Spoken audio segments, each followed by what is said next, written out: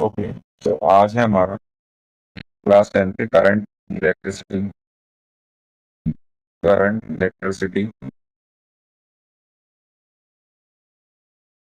का lecture number.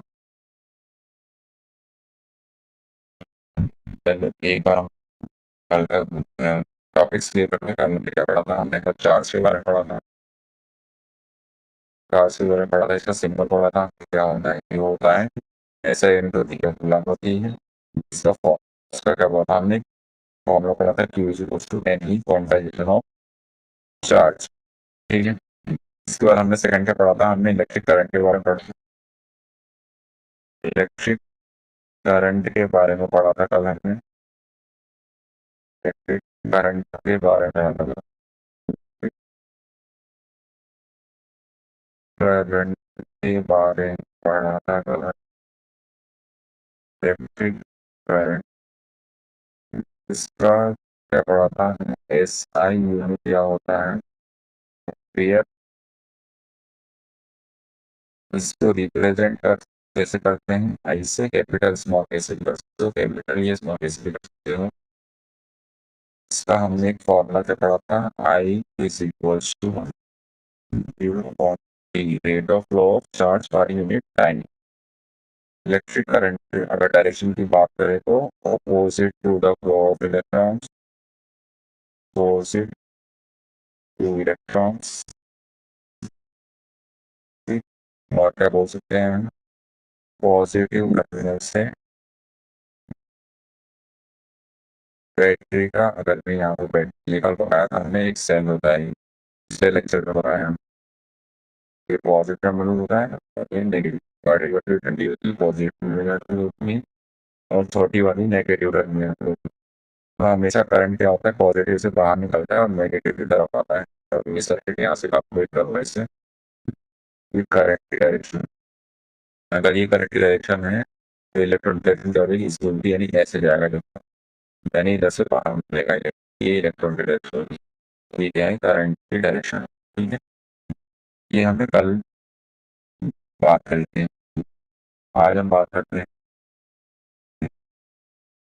ना next topic. वैसे तो कल हमने क्या बात करी, करंट से रिलेटेड बात करी थी, आज हम पढ़ते हैं न्यूमेरिकल डायरेक्शन। पहले हम कुछ क्वेश्चन करते हैं। तो आई इज, ये जो फॉर्मूला से दो, I is equals to two upon t, two is equals to n. इसके बेसिस पे कुछ न्यूमेरिकल्स ट्राई कर रहे हैं, इसके बाद अपना टॉपिक स्टार्ट करें। ठीक है, तो देख, इससे पहले find the find the value of current, value of current flows through the conductor,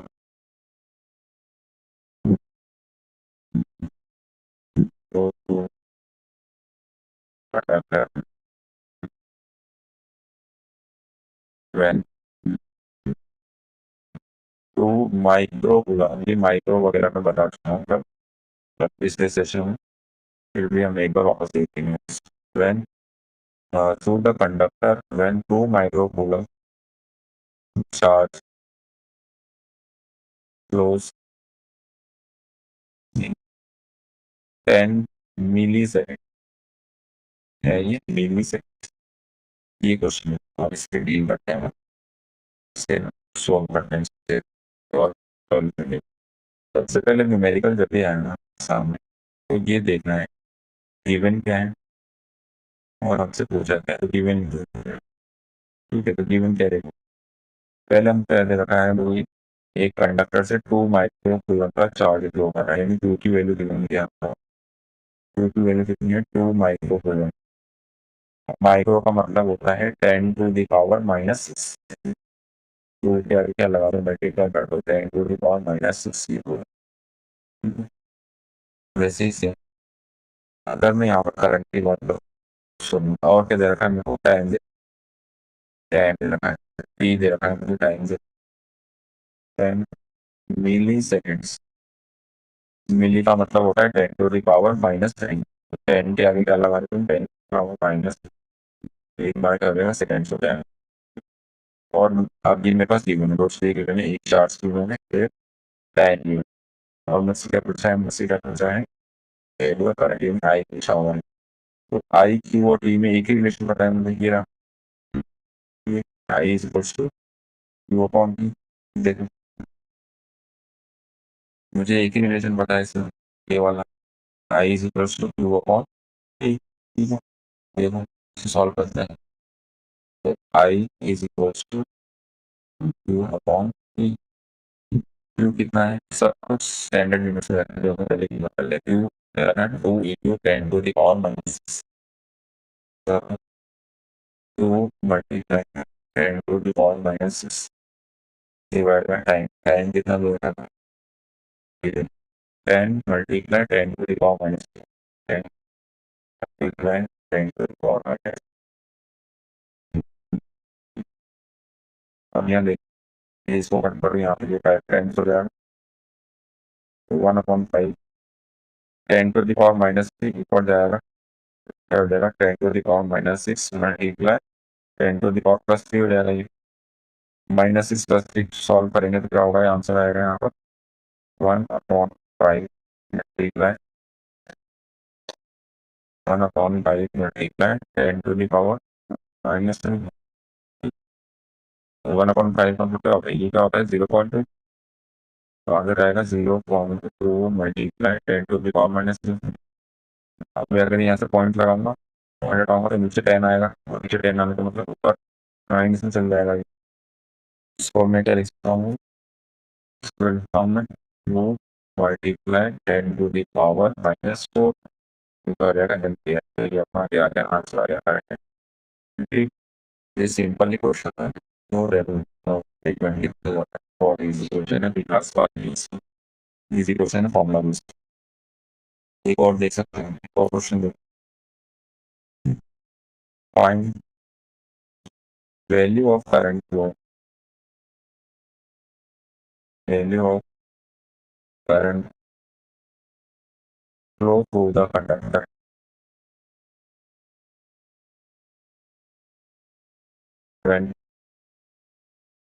10⁻32 electrons flows in 4 seconds।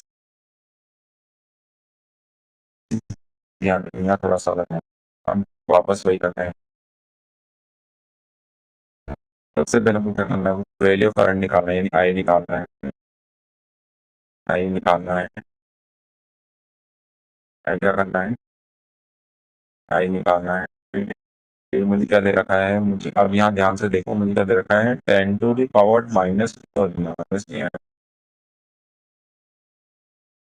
+32 है। 10⁻32 इलेक्ट्रॉन्स क्या हो रहे हैं, फ्लो कर रहे हैं, मतलब ये क्या है, इलेक्ट्रॉन्स का नंबर, यानी एन की वैल्यू दे रखी है, 10⁻32 इलेक्ट्रॉन्स फ्लो कर रहे हैं। और कितने टाइम में, कितने टाइम तक फ्लो कर रहे हैं, टाइम दे रखा है मुझे कितना, 4 सेकेंड्स में।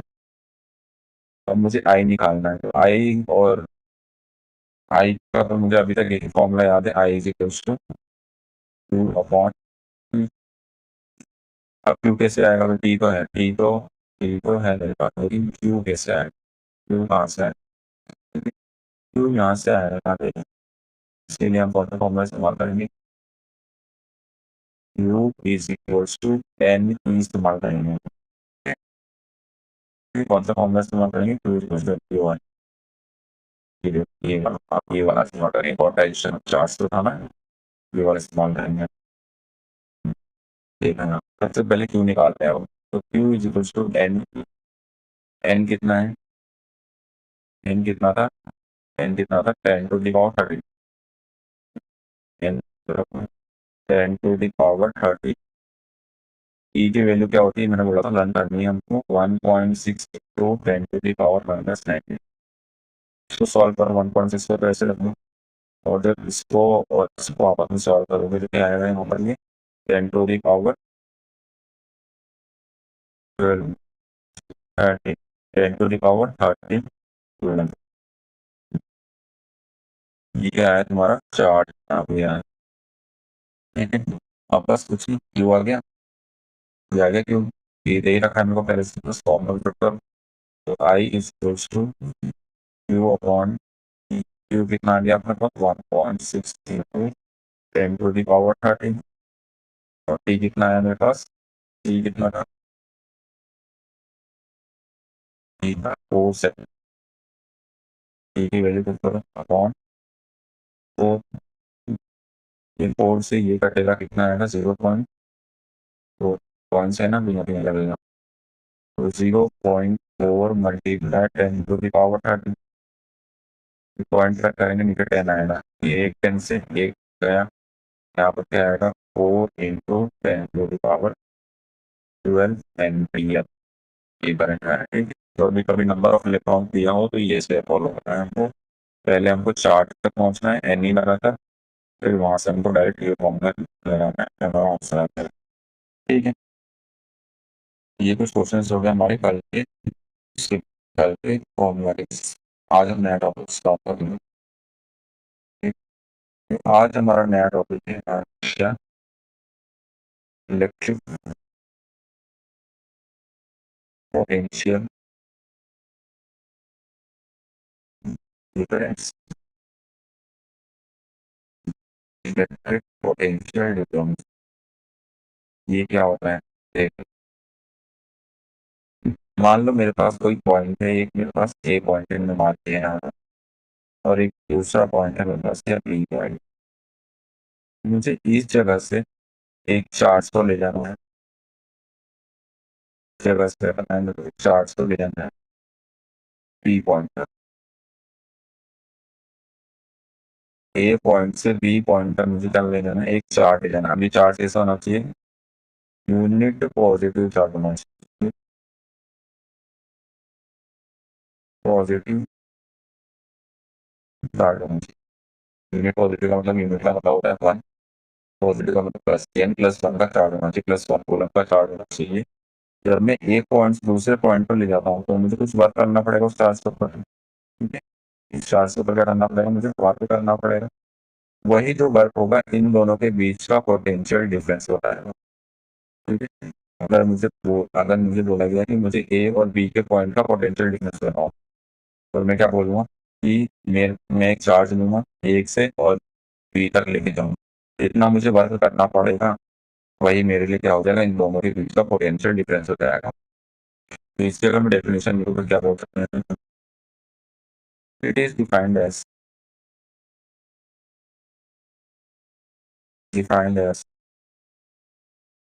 Work done, work done required to carry a unit positive unit positive charge from one point to another point, ठीक है।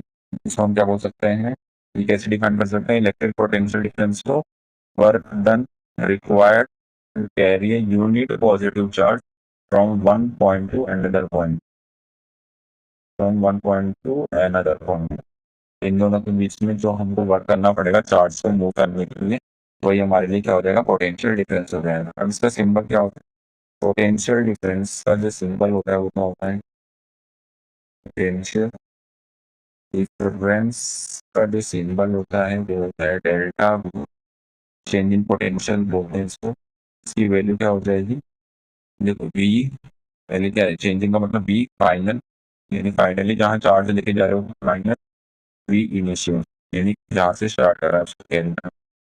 इसकी वैल्यू कितनी हो जाएगी, work done per unit charge, ये इसका फॉर्मूला हो जाएगा। तो ओवरऑल हम क्या लिख सकते हैं, delta V is to W का, ये पोटेंशियल डिफरेंस का formula,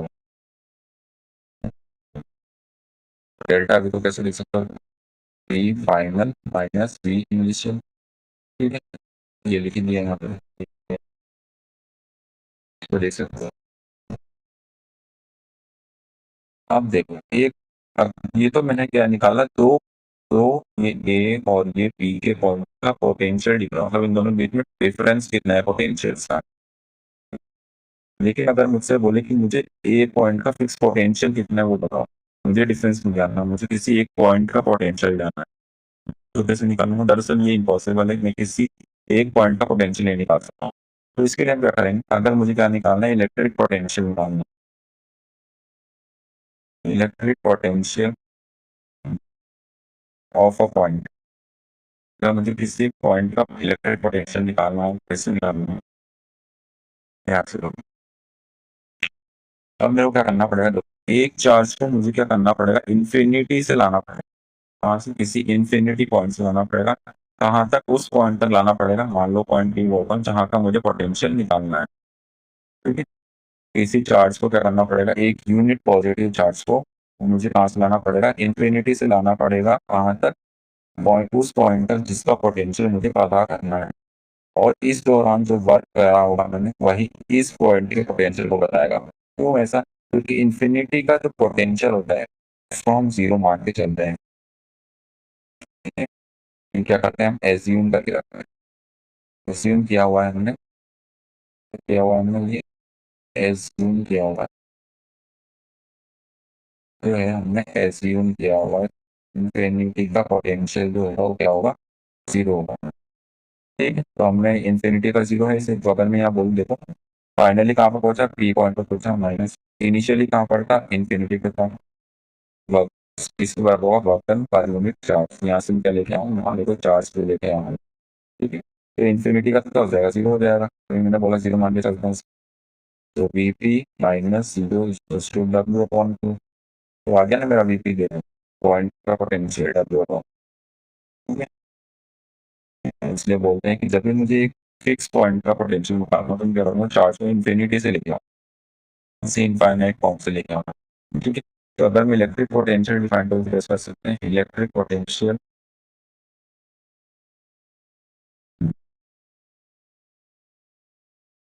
of a point of a point is defined as work done require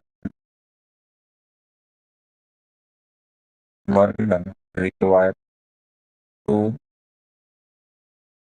carry a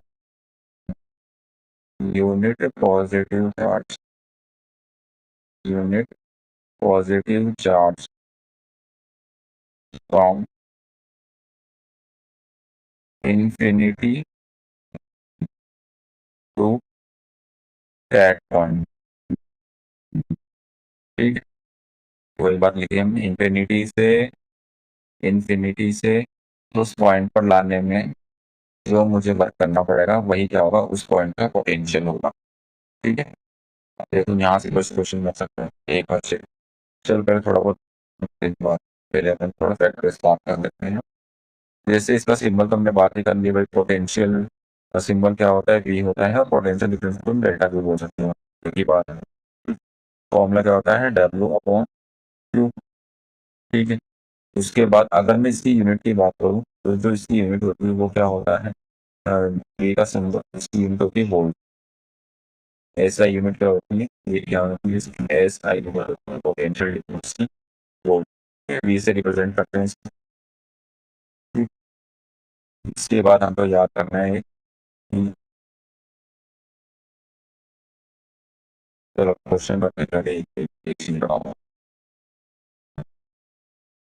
question में find the potential difference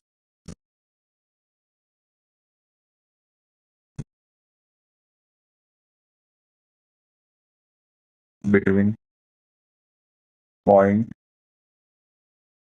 A and B if work done to carry a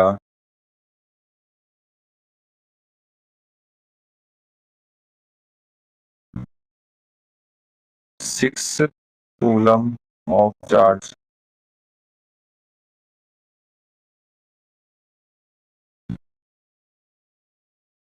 from A to B is 36 joules। ठीक है, तो ध्यान से question में क्या लिखा हुआ, क्या पूछा हुआ है मेरे से कि मुझे पोटेंशियल डिफरेंस फाइंड करना है, यानी मुझे क्या निकालना है, डेल्टा बी निकालना है, पोटेंशियल डिफरेंस निकालना है इन पॉइंट्स के बीच का, ए और बी के बीच का निकालना है मुझे।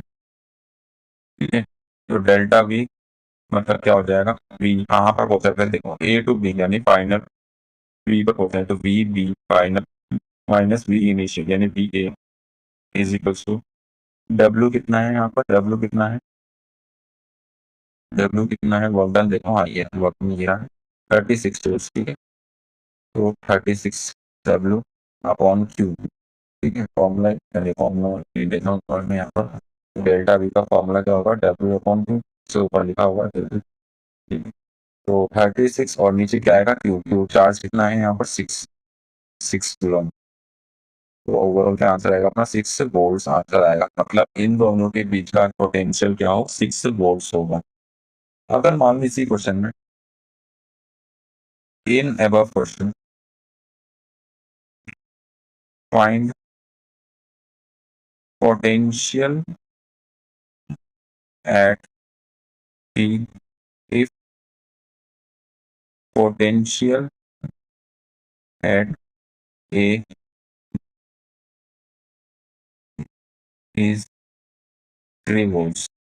अब मैं से ये क्वेश्चन बोला है कि अगर ए का पोटेंशियल अगर आपको पता हो तो बी का कैसे निकालेंगे, तो मुझे पोटेंशियल डिफरेंस पता चल गया, मुझे V B minus V A पता चल गया कितना है 6 वोल्ट, बस यहाँ से सॉल्व कर लेंगे। देखो यहाँ पर V B minus V A कितना है मेरा 6 है, वी बी मुझे निकालना है, वी ए मुझे दे रखा है कितना 3, तो यहाँ से क्या निकालो, वी बी निकालो, वी बी कितना आ जाएगा, वी इधर आएगा तो क्या हो जाएगा 6 प्लस 3 9 वोल्ट्स इसका पोटेंशियल आएगा किसका, वी बी। ठीक है, यानी बी पॉइंट का पोटेंशियल भी आ जाएगा। ठीक, इस टाइप का क्वेश्चन एक आ सकता है। ठीक, अब यहाँ पर भी एक क्वेश्चन आ सकता है, जैसे हमने क्या करा था 1 एम्पियर डिफाइन किया था ना, वैसे यहाँ पर भी 1 वोल्ट भी आता है डिफाइन करने। 1 वोल्ट क्या होता है, 1 वोल्ट वही होता है, फॉर्मूला देखो V is equals to W upon Q। अगर मैं W की वैल्यू भी 1 रखूँ, Q की वैल्यू भी 1 रखूँ, तो मेरा 1 वोल्ट डिफाइन हो जाएगा। अगर मैं 1 जूल रखूँ W की वैल्यू, इसकी वैल्यू 1 कूलम रखूँ, तो मेरा 1 वोल्ट डिफाइन हो जाएगा। ठीक है, तो यही है बस इसकी डेफिनेशन दे दो। Then 1 joule of work is done to carry a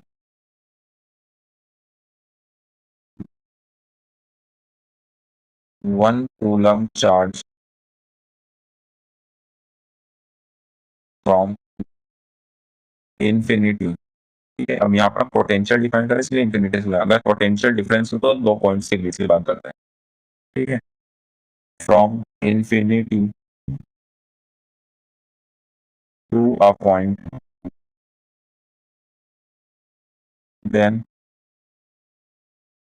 the potential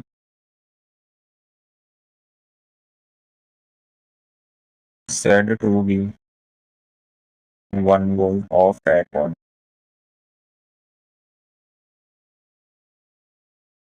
ठीक है, तो वही बात होती है, W की वैल्यू भी 1 रख दो, Q की वैल्यू भी 1 रख दो, 1 अपॉन 1 क्या हो जाएगा, नेगेटिव 1 अपॉन 1 अपॉन 1 क्या हो जाएगा, तो 1 volt.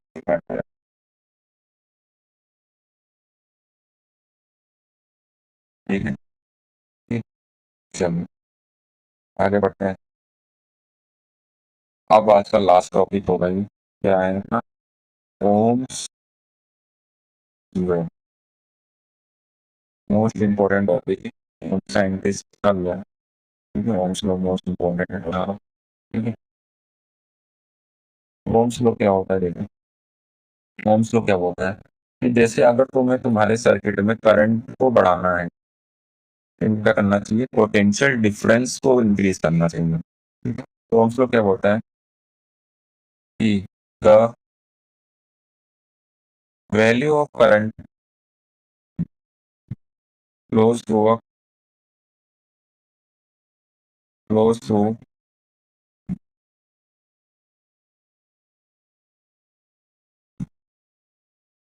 conductor through a given cross section area.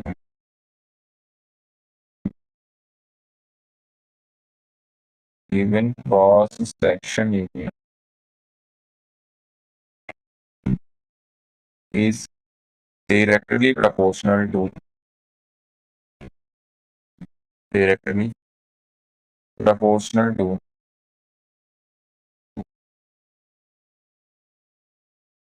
potential difference. ठीक है, potential difference across the conductor. कि उस कंडक्टर में कितना करंट फ्लो करेगा वो किस पर डिपेंड करता है कि उस कंडक्टर के अक्रॉस आपने पोटेंशियल डिफरेंस कितना अप्लाई कर रखा है। ठीक है, जैसे अब इसका मैथमेटिकल देखोगे तो जो V होगा पोटेंशियल डिफरेंस ये डायरेक्टली प्रोपोर्शनल होगा किसके, I के। अब मैं अगर यहाँ पर प्रोपोर्शनलिटी साइन हटा के इक्वल टू लगाऊंगा, इक्वलिटी का साइन लगाऊंगा,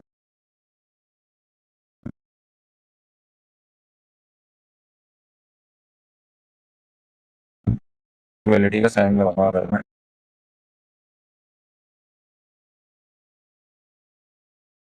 अगर मैं यहाँ पर इक्वलिटी का साइन लगाऊंगा तो यहाँ पर क्या हो जाएगा, मेरा एक प्रोपोर्शनलिटी कांस्टेंट आएगा R। ठीक है, अब ये R क्या है, यहाँ पर R जो है एक प्रोपोर्शनैलिटी कांस्टेंट है। प्रोपोर्शनैलिटी कांस्टेंट है, इसको हम क्या बोलते हैं, रेजिस्टेंस बोलते हैं। ठीक है, तो हम क्या बोलते हैं, रेजिस्टेंस बोलते हैं। अभी रेजिस्टेंस क्या होता है देखो, रेजिस्टेंस एक मिनट, रेजिस्टेंस से पहले हम वी आई ग्राफ पढ़ें। अब ओम्स लॉ का ये रेजिस्टेंस को हम एक कल के सेशन में देखेंगे, अगले सेशन में देखेंगे, अभी हमारा हुआ अगला सेशन। अभी हम पहले काम करते हैं, पहले हम वी आई ग्राफ लेंगे। V I graph ohm's law का ही फॉलो करता हुआ एक ग्राफ है। ठीक है, तो देखो यहाँ पर अगर मैं यहाँ पर क्या बनाऊँ, वी आई ग्राफ बनाऊँ, पोटेंशियल वर्सेस करंट का ग्राफ बनाऊँ, तो क्या मिलता है मुझे, स्ट्रेट लाइन ग्राफ होता है। ठीक है, क्योंकि डायरेक्टली प्रोपोर्शनल का ग्राफ ऐसा ही होता है। ठीक है, अब यहाँ पर हमको क्या है, ठीक है, कि अब हमसे यहाँ पर कुछ क्वेश्चन पूछ सकते हैं। एक तो वी आई ग्राफ बनाने को आ सकता है, नॉर्मल क्वेश्चन नहीं, वी याद रखना वाई एक्सिस पे वी मेन पोटेंशियल होगा और आई एक्सिस पे, सॉरी एक्स एक्सिस पे आई होगा, करंट होगा, मतलब तो यहाँ पर स्ट्रेट लाइन ग्राफ जाएगा। अगर हम देखो हमारा यहाँ पर क्या होगा, अब यहाँ पर क्वेश्चन एक आया हुआ है सीबीएस बोर्ड से, मान लो ये तुम्हारे क्या दे रखा है, ये नहीं आया था क्वेश्चन, कुछ हो रहा था, मैं पहले नॉर्मल क्वेश्चन लाता हूँ, वी आई ग्राफ दे रखा है और ये कुछ एंगल्स दे रखा है, इसकी वैल्यू मान लो R1, इसकी वैल्यू हो गया R2। ठीक है, तो अब हमको पूछा हुआ है, मान लो कुछ ऑप्शंस दिए हुए हैं यहाँ पर, क्या R1 ग्रेटर देन है R2 से, या R1 लेस देन है R2 से, या दोनों बराबर होंगे, या नन ऑफ द अबव। ठीक है, तो यहाँ सॉल्यूशन देते हैं, सॉल्यूशन होगा यहाँ। ठीक है, अब कुछ नहीं करना हमको, करंट का जो एक्सिस है ना, करंट वाला जो एक्सिस है उससे हमको एंगल मेजर करना है। यहाँ देखिए ये एंगल, जो एंगल ज्यादा बड़ा होगा वही आंसर है तुम्हारा, यानी यहाँ पर क्या हो जाएगा, इसका एंगल ज्यादा, R1 का एंगल ज्यादा है तो R1 is greater than R2। सही ऑप्शन है, यानी आपका कौन सा ऑप्शन सही, फर्स्ट ऑप्शन तुम्हारा क्या होगा, यहाँ पर करेक्ट होगा। ठीक है, वैसे अब मैं बोर्ड का क्वेश्चन आता हूँ, सीबीएसई बोर्ड में आया हुआ। तो इन्होंने क्या दिया था, कैसा ग्राफ दिया था यहाँ पर, ऐसा ग्राफ। उन्होंने ये ऐसा ग्राफ दिया था। उन्होंने इस एक्सिस को आई एक्सिस आई पे लिया था और इस एक्सिस को वी पे लिया। यहाँ पर उन्होंने दो ग्राफ दिए, इसको R1 बोलते हैं, इसको R2 बोलते हैं। वही तो सॉल्यूशन देख लेते हैं बात। वही चल ऑप्शन डाल देते हैं। तो वही चार ऑप्शन है अपने पास, R1 greater than R2, R2 greater than R1, दोनों बराबर या not of the above.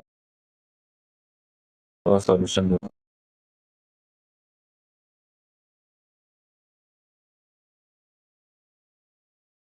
Solution दो। कुछ नहीं करना, हमको बस सिंपल याद रखना, आई एक्सिस से एंगल लेना है, ठीक है। तो आई एक्सिस से एंगल ले लो, ये आई एक्सिस इधर से लेना है इस बार। एक एंगल ये रहा और एक एंगल ये रहा। ध्यान से कौन सा एंगल बढ़ा रहा है, R2 का एंगल बढ़ा रहा है, ठीक है।